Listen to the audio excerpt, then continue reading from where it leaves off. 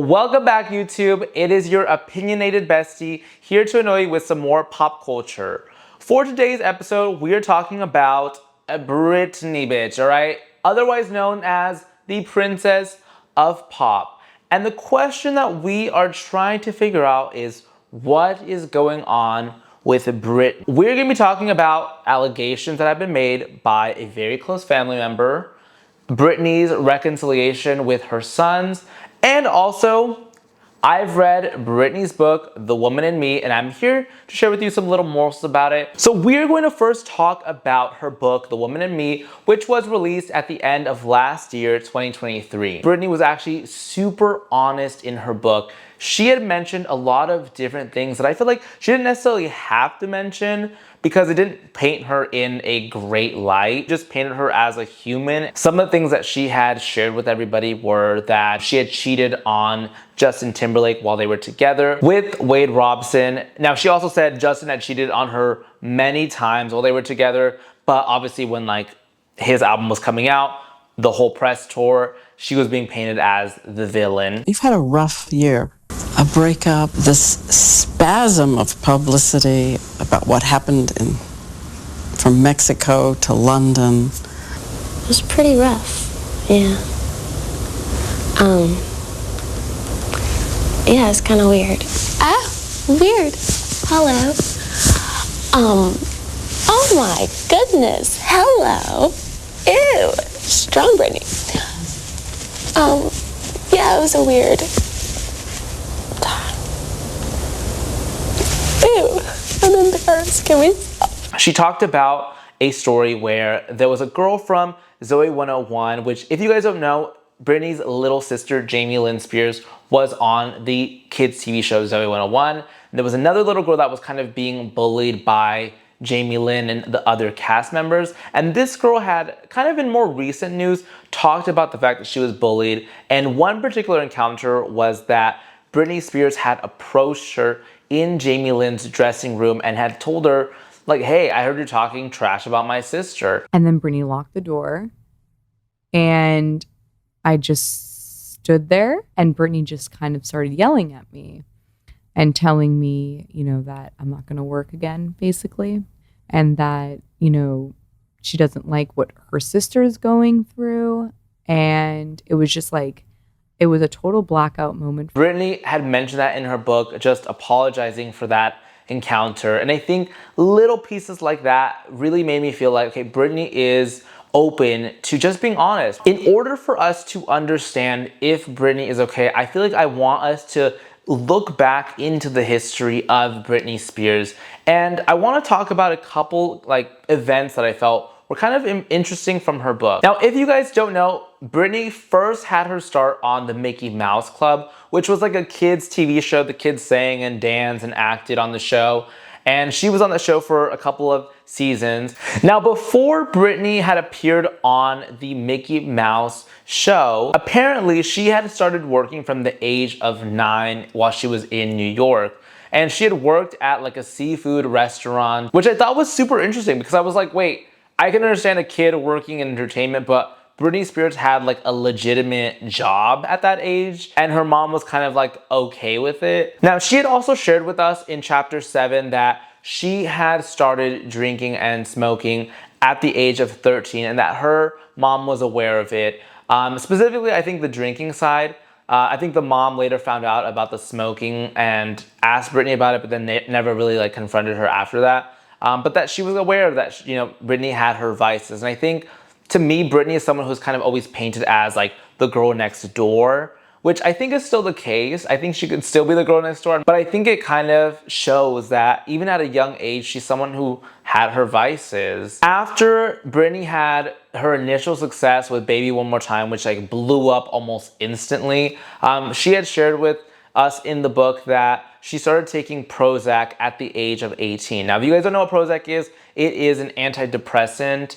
And according to my Google research, it's something that should be taken from 6 months to 1 year. Now, I'm not a doctor, but that's what Google was telling me. So I was thinking, okay, that's very interesting. She starts taking medication, which is not super uncommon, but it started raising a little bit of questions in my mind because I was thinking later in the book, she had mentioned that she was doing a Las Vegas residency, that her dad had put her on a very strict diet, but that Britney actually had been gaining weight even though she was on a strict diet.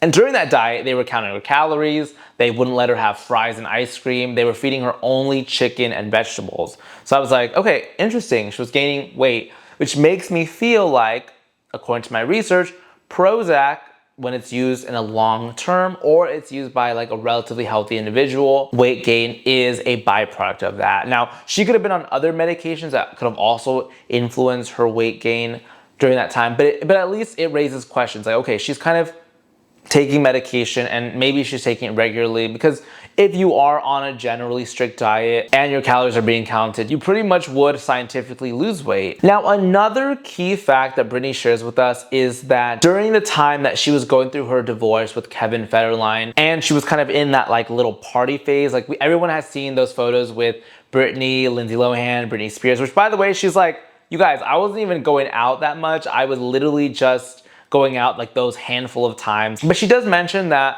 she starts utilizing Adderall recreationally. And I think this is another thing that kind of strikes me as interesting as we think about today's date and like if Britney is okay. But I want us to just put a pin in that for right now. Britney also mentions kind of in later chapters that she's kind of in and out of rehab. According to her, she was put into rehab like 2 of those times for taking energy supplements. She kind of needed it for like the Las Vegas residency. She was, you know, on her very strict diet of chicken and vegetables, and she just needed more energy for the night. Later on in the residency, like supposedly she was sneaking that energy supplement and they found it in her bag. And they made her go to Beverly Hills Rehab Center. It's very interesting that her father, who was the person that had put her in the conservatorship, had made her go to rehab for those particular reasons. Now, if you guys don't know, for Britney's conservatorship, she was a part of it for 13 years. And during that time that Britney was in the Beverly Hills Rehab Center, apparently she had been put on lithium, which if you guys are not familiar with lithium, that is like a mood stabilizer. It's often used for people with bipolar disorder. And Britney was put on that particular prescription drug. And she says that it made her like super lethargic, like it made her feel like she was kind of out of it. So if we think about like her usage of either prescription drugs, recreational drugs, we start to kind of get an idea, like she's on Prozac, she's taking Adderall recreationally, she's taking lithium. Now, those are things that can potentially alter the brain chemistry over a prolonged period of time. So that is when we move on to modern day and we see Britney Spears. And like I said, we have to be real with ourselves, because we see her and we're like, wait, the Britney that we knew from, you know, early in her career, even all the way until, you know, she was promoting later projects like Femme Fatale, Britney Jean. The Britney that we see in those interviews is someone who is vastly different than who we see now, that's on Instagram, that's, you know, doing dances on a camera, that's filming herself talking. I want us to look at some modern day examples of what has Britney put out about herself. So Britney recently was in the news because she had told the public that she was moving to Mexico. They've always been incredibly cruel to me. The paparazzi and pictures and the way they've illustrated me, extremely mean and cruel. And that's why I've moved to Mexico. Now, one thing, I was like, Britney, girl, don't tell everyone where you're going. In that same string of videos, she also mentions that she is turning 5 years old and that she's going to be going to kindergarten next week. I'm not turning 42. I'm turning 5 this year. I'm turning 5 years old. And I have to go to kindergarten tomorrow. When in reality, Britney Spears is 43 years old, or was turning 43 years old. Now, a lot of people in the comments were like saying like, oh, she's always been a free spirit, she's always been funny. Now, I'm someone that loves a joke, all right? Just like Michael Scott said, I love inside jokes, I wanna be a part of one day, but something about it strikes me a little bit odd. Like I said, you know, we're seeing Britney dancing, we're seeing Britney talking, we're seeing what she's saying, and we have to think, she sounds a little bit odd. Britney was also recently in the news in December of 2024 because she had said that she was finally reuniting with both of her sons, Jaden Federline and Sean Federline, after 2 to 3 years of being apart from them.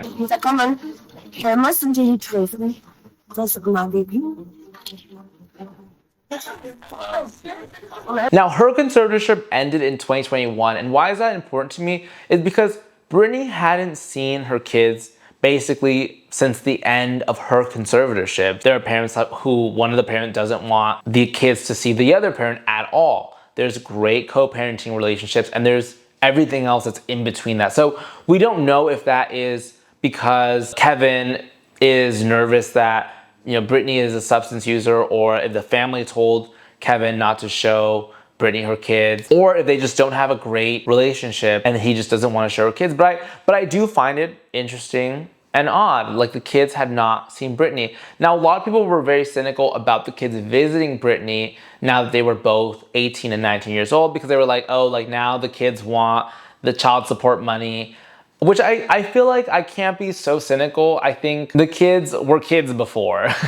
So it's like, how are they gonna jump on a plane? Yes, they might have the resources to do so, but they're also children. What I also thought was super interesting was that apparently Kevin Federline had moved him and the kids to Hawaii at the end of last year. And I was like very curious why they moved, because I was like, wait, do they have family there? Is he from Hawaii? And what I found was that Hawaii child support laws included a exception that if the kids are adult children, meaning that they are enrolled in a full-time college, university, vocational program, they are still eligible to receive their child support. Now, if I think back to my timeline of these kids are 18, 19 years old, 1 year ago they moved, that would put the oldest one at 18 years old, which would then make them eligible for that child support. And I know that there are a lot of full-time programs that people can be involved in without necessarily having to be like hitting the books. I just found the timing very interesting, the age of the kids very interesting, and maybe he's just wanting to milk that while he can. Now, I do want to say that the boys do have a very, very private life. They don't have any social media, so we really don't know what they're up to, what their intent is. I feel like we don't really have an idea of who they are, and I think that's totally okay. I mean, they are just children. Like I said, you gotta give them grace in terms of just trying to rebuild a relationship with their mother. Now, the last thing that I wanna talk about is something that's super interesting that I don't really feel like I saw in many news outlets, was allegations that were made by Bryan Spears' ex-girlfriend. Now, they were actually dating for multiple years, so it wasn't just like some little fling. This ex-girlfriend had basically accused that Bryan was utilizing Mexican meth, that he was abusive to her. She had an NDA with him, but according to federal legislation on NDAs, you are able to break them, or they're kind of voided if there is a case of abuse, whether that's sexual abuse or physical abuse. So this is why she is coming out and talking about the situation with Bryan Spears. Now, among those allegations that she had made, she also mentions that Bryan Spears is drugging Britney Spears. Now, one thing that I found super interesting about this was, if we think back to Britney's usage of either prescription or recreational drugs, I remember coming across a story, specifically actually in Mexico, where there were cases where pharmacies were selling drugs that were listed as Adderall, but were in fact laced with meth. And it got me thinking that maybe there is a truth to this. Like, maybe Bryan Spears is providing some sort of substance to Britney Spears and is inadvertently drugging her. Now, this is just an opinion, but I thought that's very interesting. It would kind of line up with the fact that Britney herself uses drugs recreationally. She probably is open to partaking in it, and she has a seemingly like loving, close relationship to her brother, who she would probably trust, in contrast to other family members like her parents and her sister Jamie Lynn. Another thing that Amber Lynn suggests is that Bryan is kind of often complaining that Britney is hallucinating, or that she's talking to walls.